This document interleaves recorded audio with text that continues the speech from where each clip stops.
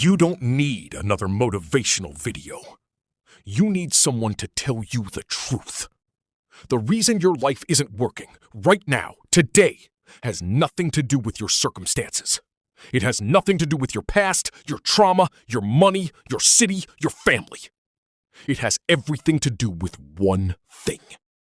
You are running on a broken operating system, and you don't even know it. This video isn't going to hype you up.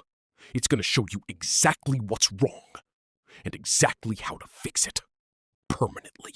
Neuroscience has proven something most people never hear. Your brain's primary job is not your happiness. It is not your success.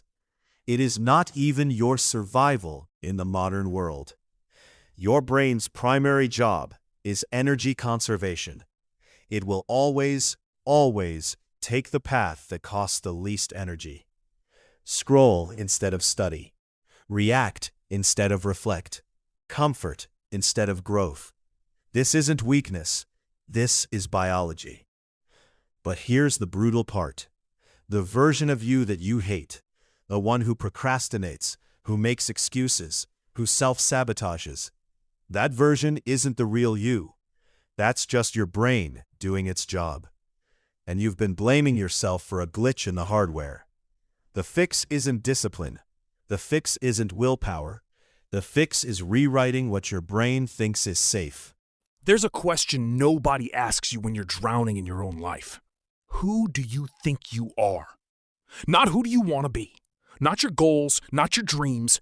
Who do you believe you actually are right now at the core level? Because your brain doesn't work towards your goals. Your brain works to confirm your identity. If deep down you believe you're someone who can't finish things, you won't finish things. If you believe you're someone who always struggles with money, you will always struggle. If you believe you're someone who gets close but never makes it, you will get close every single time and never make it. This isn't the law of attraction nonsense. This is identity-based behavior. It's how the prefrontal cortex assigns resource allocation. The 297-pound man who couldn't read well, spraying cockroaches for $1,000 a month, he thought that was him at his maximum potential. Come to find out, he wasn't even at 40%. That man became David Goggins. Not because he got motivation, but because he killed the identity that was keeping him safe and small. The question you need to ask yourself right now, tonight, not tomorrow, is this. What identity am I protecting that's destroying my future? Write it down. Physically. On paper. Okay, enough philosophy. Let's talk architecture. Fixing your life is not an emotional event. It is an engineering project. And every great engineering project starts with an honest audit. Step 1. The brutal inventory. Get a piece of paper. One question at the top. What am I doing wrong every single day? Not what happened to you. Not what others did. You, daily. What are you doing wrong? What are you scared of? What are you procrastinating on? What do you want, but won't let yourself pursue? Write everything. Don't edit it. Don't soften it. Don't spare your feelings. This single exercise, done honestly, is worth more than 6 months of therapy. Because you already know the answers. You've always known. You've just been avoiding the page. Step 2. The solution architecture. For every single item on that list, write at least 2 ways to attack it. Not fix it perfectly. Not solve it forever. Just 2 first moves. Your brain hates vague problems. It thrives on specific actions. I need to get healthy is a vague problem. I will walk for 20 minutes before I open my phone tomorrow is a specific action. The more specific the action, the less resistance your brain creates. Step 3. The new norm. Here's the part everyone skips. The reason people go back, always go back, is that they never changed what felt normal. David Goggins didn't just train harder. He went back and back and back, through 3 hell weeks in 1 year, through broken feet, through shin splints, through moments where his body was held together with duct tape. Until broken became normal. Until suffering became home. You don't have to suffer like that. But you have to make your new behavior feel like home, not feel like effort. Set your alarm for 5 a.m. Delete one social media app for 24 hours. Read one page. Walk one block. Not for motivation, to teach your nervous system. This is who we are now. Small enough that your brain can't argue with it. Consistent enough that it can't deny it. Let me tell you what's actually going to happen when this video ends. Your brain is going to say, "That was interesting." And then it's going to open Instagram. And then it's going to tell you you'll start tomorrow. And tomorrow it's going to say next week. And next week it's going to tell you to wait until January. And 5 years from now, the scariest version of this story, you're going to be in the exact same place. Just older, just more tired, with more excuses that feel more true. The enemy is not your circumstances. The enemy is not the people who doubted you. The enemy is the negotiating voice inside your head that has never, not once in your entire life, been honest with you. That voice has one job: keep you comfortable. But comfort is not safety.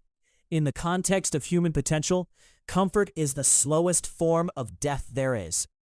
Every version of you that could have existed, the healthier one, the wealthier one, the more present father or mother or partner or friend, every single one of those versions needed you to stop negotiating. They needed you to move. People ask, why talk about suffering so much? Where's the peace in all of this?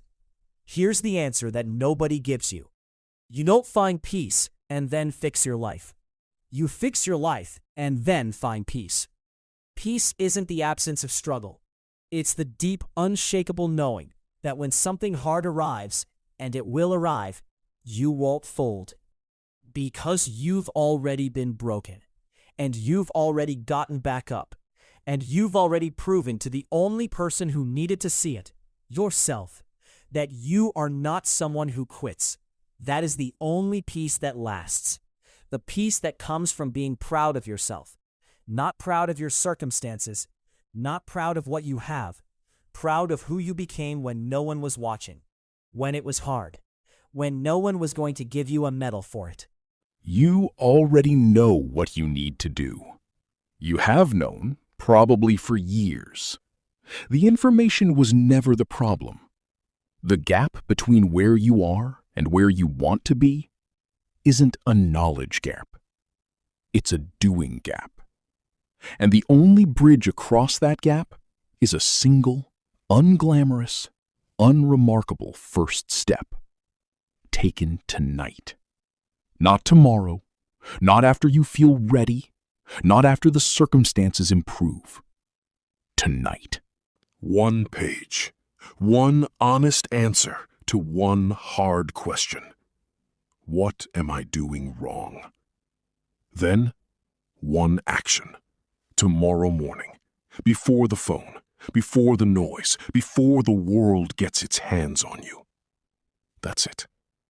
Not because one page changes your life, but because it teaches your brain something it may have never truly learned. That you are the kind of person who follows through. And once your brain believes that, everything changes. You are not the person you've been pretending to be. You're the person you've been too afraid to become. Subscribe, not for the next video, for the person you're deciding to become tonight.